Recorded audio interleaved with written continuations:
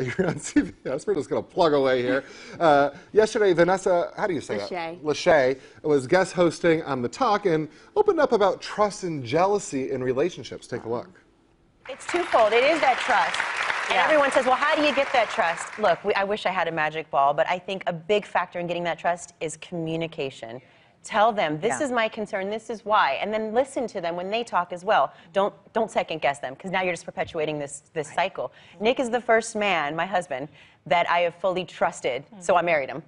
That's right. I mean, I had those boyfriends where I was on the phone trying to figure out the password. Ladies, you know who I'm talking about. Right. And then on the email trying to figure out the password, and then at night trying to figure out where they are, and I'm like, what am I doing? So I guess you're in a relationship. I mean, I think this is kind of a given, but I think it's something that sometimes people put aside because you love them, and just because you can't trust them doesn't mean you don't love them, right? Right. Well, and that's where you have these relationships that should have ended years ago. Right. Yeah. Yeah. No, she's absolutely right. And by the way, I don't think that it's just what do you call that? Like intimate relationships. I think sometimes it can be friendships and relationships in the workplace and relationships everywhere. Trust is such a big thing for me. If I can't trust you, you're out. Yeah. Sorry. But obviously I think in that romantic relationship, probably more important because you're absolutely. Right. And she's right. It all comes down to communication.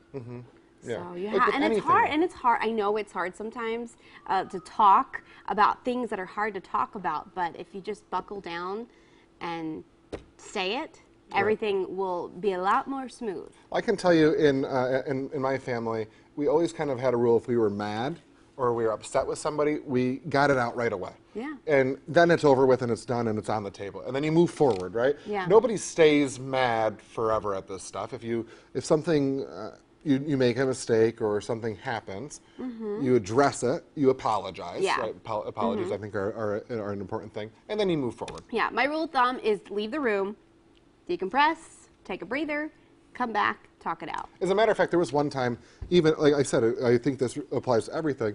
Our news director, our boss, and he called me and to be honest, this is how much I moved forward. I forgot what it was about. He called me in. And I got so heated, I was so angry, and I said, you know what, I need a couple minutes. I went out to my desk, I cooled down, I said a couple of prayers, I took some deep breaths, and then I went back and we revisited the conversation. Yeah. And it ended fine, and look, I'm still sitting here, so it's good. Yeah, sometimes you really need that, just like a mental break from it, and this way you don't put emotions into it as well. Yeah, absolutely. Well, that was a good talker, and I'm so glad it's Friday, and this weekend we hope that you don't have to address any of that stuff. We'll be right back. The Salvation Army's here. We're going to dance.